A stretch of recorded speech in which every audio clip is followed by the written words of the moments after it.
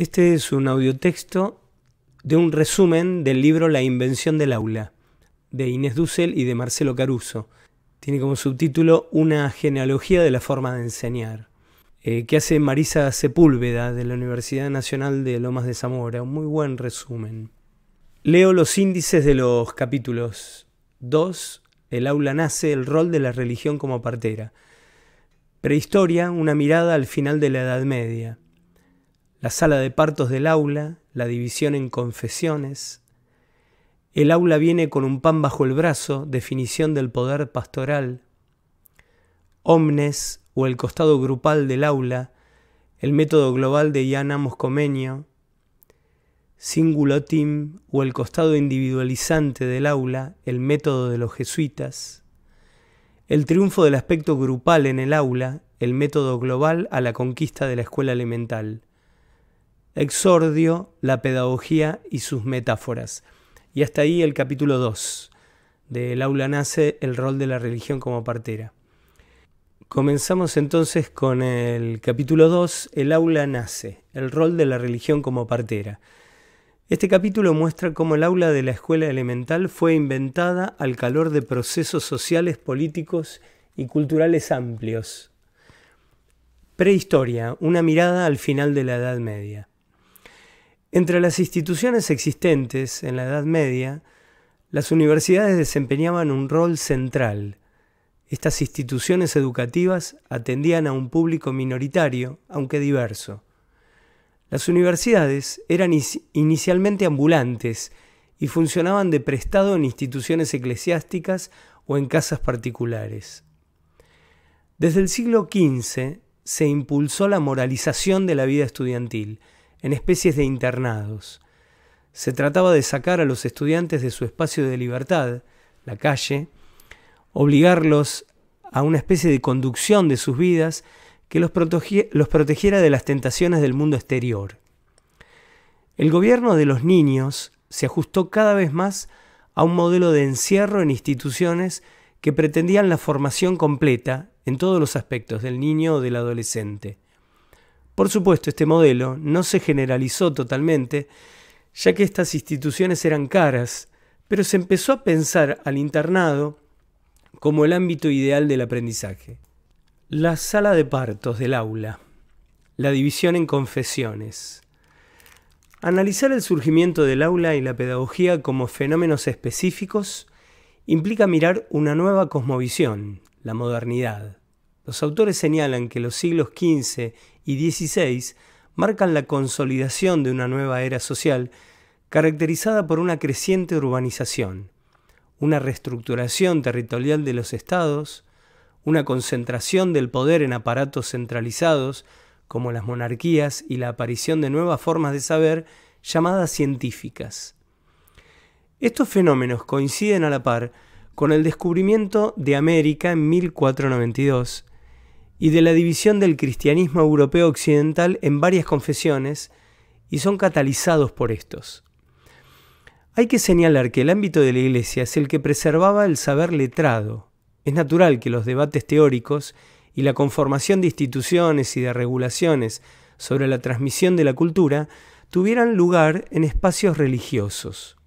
Martín Lutero, nació en 1483 y muere en 1546, fue el iniciador de esta división. Las demandas de los protestantes se centraban en el reclamo de nuevas formas de autoridad religiosa. El punto más conocido de las demandas de Lutero es la crítica masiva de la práctica de la confesión-absolución, ya que en esa época el perdón de la Iglesia se compraba. Para Lutero, lo importante no es la absolución, lo importante era no pecar. Es una forma de autoridad que reemplaza la autoridad de la Iglesia exterior por la conciencia interior. Tanto la Reforma protestante como su énfasis en la conciencia individual, como la Iglesia católica con sus posiciones tradicionales, realizaron entonces grandes esfuerzos por mantener a los fieles de su lado. La pedagogía se presentó como un espacio significativo para esta nueva tarea de gobernar las almas. ¿Cómo se hace para que la gente se vuelva más creyente, no de una manera ciega, sino conociendo bien la Biblia, aceptando la interpretación específica? Lutero planteó que el acceso de todos a la lectura era la mejor forma de conectar al creyente con la divinidad para garantizar estos aprendizajes. Tradujo la Biblia del latín a la lengua vulgar, en este caso alemana. Esto dio a la confesión luterana o protestante un argumento central para intentar desarrollar masivamente una nueva institución, la escuela elemental. El protestantismo en general dio un gran impulso a la escolarización y en particular a la pedagogía. Preocupado con la conformación de una nueva institución y un nuevo sujeto, se centró en las formas de propagar su prédica a amplias masas de población. La Confesión Católica reaccionó a este desafío y en 1534 se fundó una nueva orden dentro de la Iglesia Católica que fue denominada Compañía de Jesús.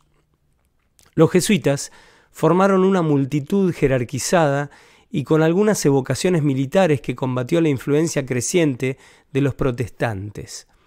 Obedecían directamente al Papa y no al monarca como hasta entonces. Fundaron numerosos colegios y universidades, y si bien los jesuitas intentaban recuperar el terreno perdido, se dieron cuenta que no alcanzaba con predicar, confesar, sino que el verdadero instrumento de dominación de las almas era la educación de los jóvenes. El proceso de escolarización, dada su longitud, su perseverancia y constancia, aparecía como la forma masiva ideal para hacerlo. El aula viene con un pan bajo el brazo, definición del poder pastoral, un nuevo título. Hacia fines de la Edad Media comienza a delinearse el espacio del aula. Las tradiciones religiosas proporcionaban un modelo que inspiró a muchos pedagogos sobre cómo debía organizarse un aula. El pastorado, estos pedagogos veían a los conjuntos de alumnos como un rebaño. Obligación moral del pastor con su rebaño y de éste con respecto a su pastor. La obediencia se transforma en un fin en sí mismo, aceptada e interior. La conciencia era el objetivo a formar si se quería producir una nueva obediencia. Creemos que poner en evidencia estas relaciones y homologías entre las prácticas áulicas y el poder pastoral puede alertarnos sobre los efectos que tienen estas técnicas de enseñanza, y este uso del poder, la enseñanza y el aprendizaje siempre involucran relaciones de poder y por lo tanto nunca son neutrales. El gran programa de moralización fue formulado y puesto en marcha e influyó en la conformación del Estado y del individuo moderno. El método global de Jean Comenius, 1592 a 1670, Comenius. Reformador religioso que se comprometió con la causa de la autonomía. Fue un sacerdote por la universalización del mensaje divino, por la lectura de la Biblia y por la moralización de amplias masas. Su obra más importante en el campo de la pedagogía es la Didáctica Magna, que la escribe en 1613, obra que funda la didáctica escolar moderna y sienta las bases sobre las que se estructuró el aula moderna. La tesis central de Comenius se apoyaba en la naturaleza. No debemos buscar en otra parte si no es en la naturaleza y en la enseñanza de la misma. Los docentes deben empezar por ser dóciles y atentos a sus alumnos, basarse en su gusto y voluntad y educar su entendimiento y memoria. Estas son las raíces de la enseñanza-aprendizaje. Comenius presenta las cosas en su orden divino. Creía que a través de la imitación de la naturaleza se podría llegar a implementar las leyes de la creación divina y alcanzar su perfección. Se oponía a las enseñanzas que iban contra la voluntad de los niños y a quienes usaban el castigo como método educativo. También propuso que las aulas, en vez de ser salones oscuros e indiferenciados, fueran salas agradables llenas de luz, limpieza y pinturas educativas en las paredes. La novedad del método residió ante todo, más que en su carácter sistemático y en su fundamento, en la naturaleza, en su globalidad y frontalidad. El docente, como figura centralizada o encarnación de la autoridad, frente a los alumnos que lo escuchan y obedecen. Aula que hoy llamaríamos tradicional. Por lo cual, emergió el tema de la motivación, atención, como objeto de la preocupación de la pedagogía. Comenio introdujo el método global o frontal, introduciendo una metáfora naturalista que contenía esta idea de un uno opuesto a una variedad empírica. El sol, que no se ocupa solamente con objetos singulares, animales, árboles, sino que ilumina, calienta, da vida a toda la tierra. Con esta metáfora naturalista se presentaba el método global. El maestro Sol ordenará a una variedad de alumnos frente a él. Si bien ante la masividad del aula de su tiempo, Comenio empleaba como ayudantes a alumnos avanzados o más hábiles, llamados decuriones, tomando el ejemplo de la pedagogía jesuítica, las funciones centrales como la responsabilidad de garantizar la atención de los alumnos eran competencia del maestro. El método global o frontal toma muchos elementos de la prédica. En el protestantismo, movimiento al que pertenecía Comenio, la prédica era el eje central de la misa. El método de los jesuitas. La pedagogía jesuítica está corporizada en el reglamento de estudios válido para todas las escuelas de la orden jesuítica en el mundo, la llamada Ratio Studiorum. Fue elaborada a lo largo de varias décadas y la primera versión definitiva fue sancionada en 1599. Adquirió carácter de texto pedagógico fundador dentro de la orden.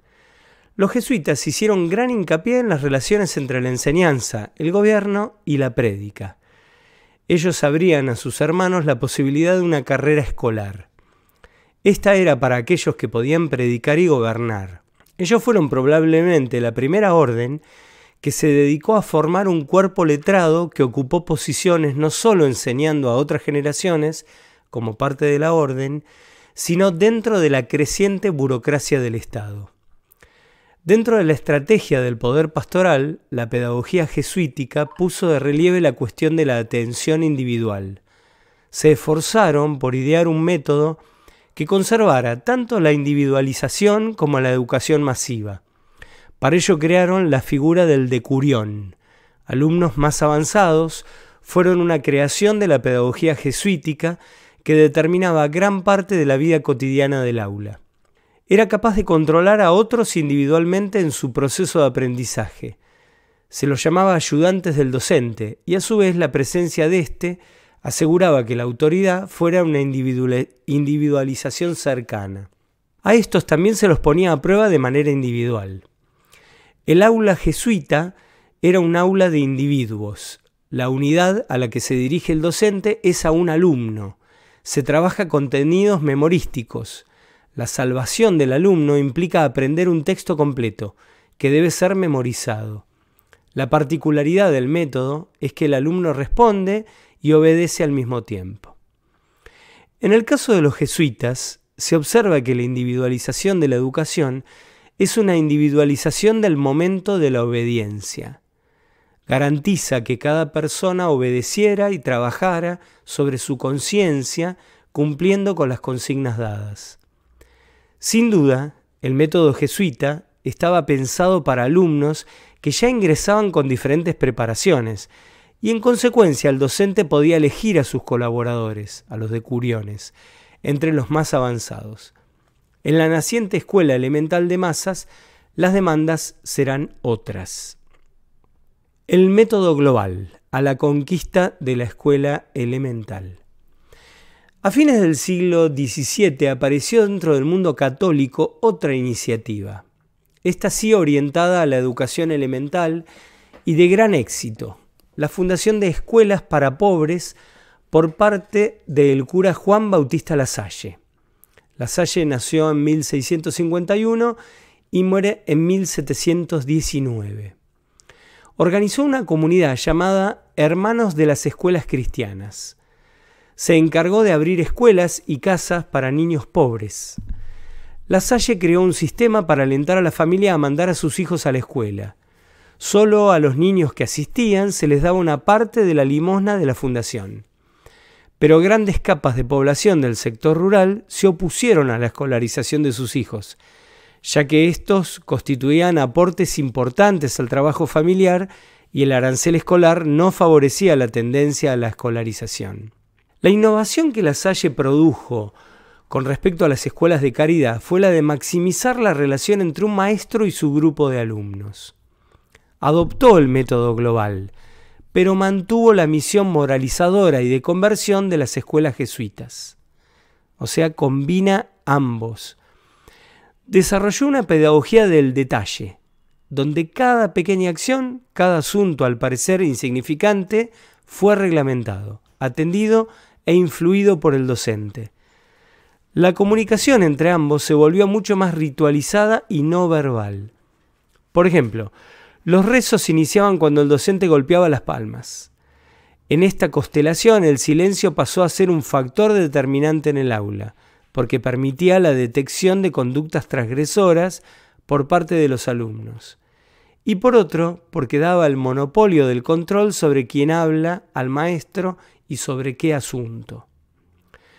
Una de las mayores innovaciones introducidas por el método lasalliano fue la adopción de la lengua materna como primera lengua de enseñanza, que aparecía como más eficaz que el latín para enseñar la religión y las primeras letras.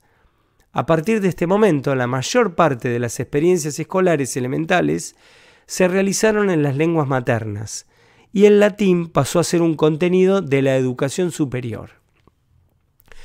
La Salle adoptó varias de las formas disciplinarias individualizadoras de los jesuitas, una vigilancia constante sobre el cuerpo infantil.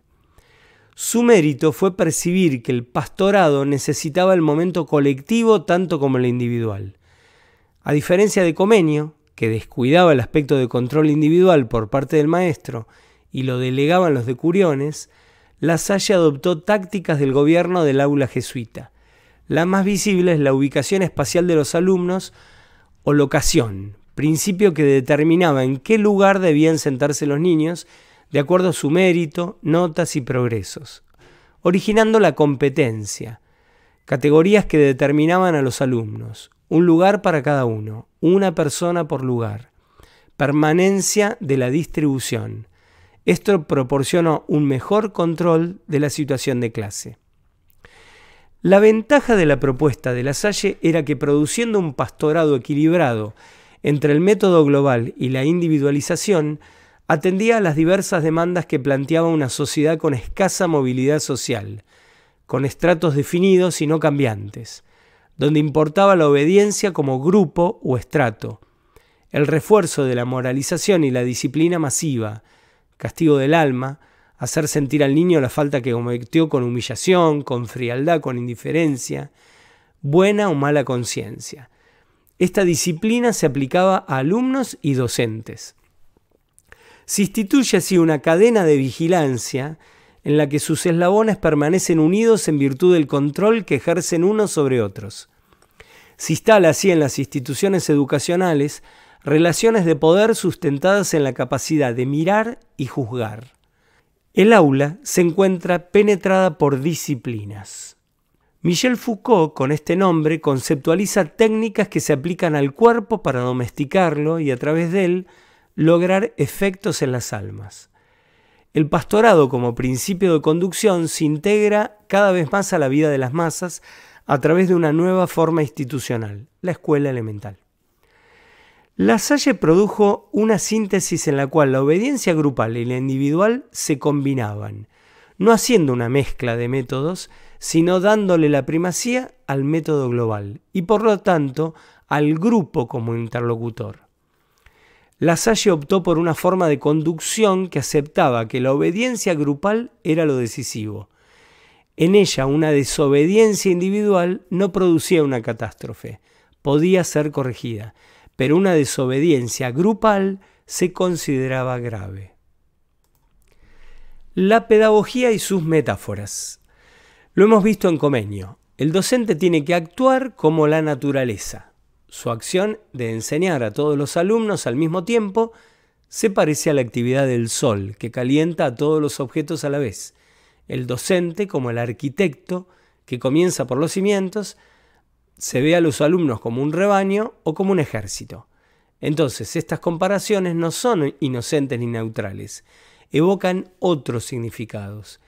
Implica resaltar relaciones y conexiones que pueden no ser evidentes para los otros y que queremos que lo sean.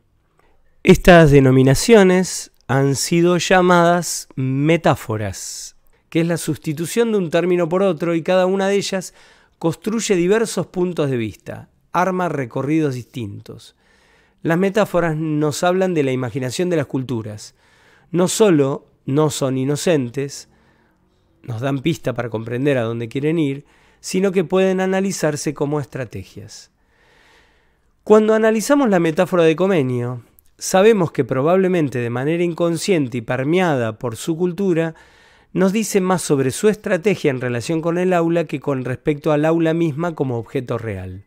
Esto da cuenta de una perspectiva importante para analizar la escuela, el aula y la pedagogía. Las metáforas pueblan nuestro lenguaje cotidiano y también el lenguaje especializado. El uso de ciertas metáforas crea relaciones de similitud con algunos fenómenos. Usamos metáforas que a veces no somos conscientes. Queremos enfatizar que las metáforas tienen consecuencias, definen el universo de cualidades y acciones posibles, tanto como el caso del maestro Sol. Participan centralmente de la construcción de nuestra subjetividad. Por ejemplo, dándonos formas de nombrar a nuestra actividad que determinan cómo vamos a procesar nuestras experiencias en el aula. Ejemplo de metáforas: escuela como empresa, como una familia, como agente del progreso, como templo del saber. Si un tipo de metáfora se vuelve más importante en una cultura, nos habla de lo que está pasando en ella.